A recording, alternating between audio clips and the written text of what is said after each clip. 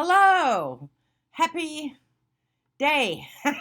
I don't know what day you're going to receive this, but I just walked in my house and a friend of mine saw a lamp somewhere. I don't know if it was at a yard sale or the thrift store or somewhere that she thought looked quirky enough for me. And she brought it over and left it on my table. And I can either keep it or give it back or give it away or something. At the bottom of that, she also left one of these, which we talked about earlier, and how I used to subscribe to the Daily Word. And I loved it, and I don't subscribe anymore, but I think I will again. So as I saw this, I just happened to pick up today, which is, and it it pertains to every day, but I just wanted to read this to you, and then I'll talk a little bit about it and why it's so important today, or any day. So, is that all right if I read this to you? Oh, wait, you can't answer back. So, here we go. Playful.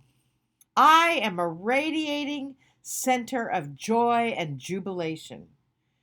I focus today on an energy of playfulness, choosing to discover joy on every journey. Looking on the lighter side allows me to complete tasks with ease sooner than expected, with free time available for relaxation. I take full advantage of this opportunity to do things I enjoy. Concentrating my energy on finding fun sparks my creativity, and new ideas flow easily. My step is lighter, and each hour that passes seems more meaningful and precious.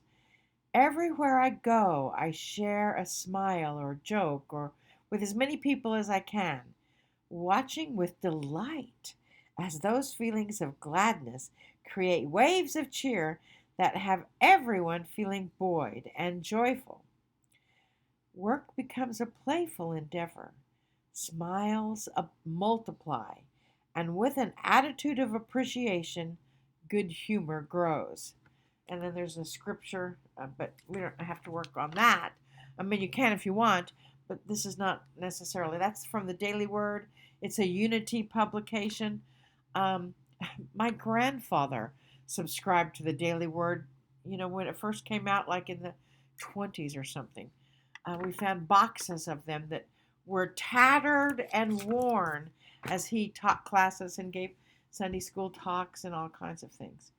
Anyway, what I wanted to talk with you about was not my grandfather, although he was a wonderful man, was about that playfulness, that radiant center of joy and jubilation. I've had several conversations lately with people that are near and dear to me, that are are saying, "Well, I just want it to be this way," or I'm frustrated because it's not what I expect it to be, or I'm frustrated because of this and that, and take a deep breath, darlings, because there's a lot more than one person. Frustration shuts off the energy. So as soon as you feel that frustration, stop. Take a deep breath.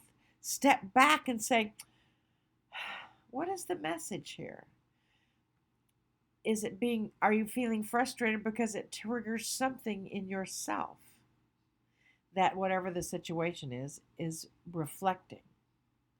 Are you feeling frustrated because you have expectations of the way things ought to be and they're not that way? Well, ought to be doesn't exist. Hello? Ought to be does not exist.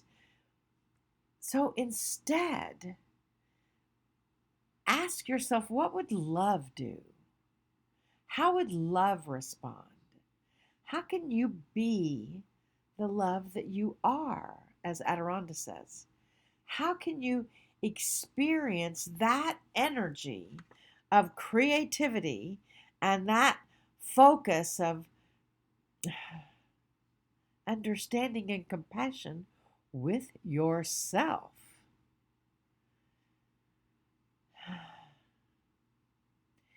If things don't seem to be flowing in quite the capacity that you think they were going to flow, that means that you have expectations and attachment to the outcome. Trust. And to quote Adironnda, trust, trust, trust, trust, trust, trust, trust. Trust the elements, trust the divine. Set your intention and know that everything is flowing in that direction.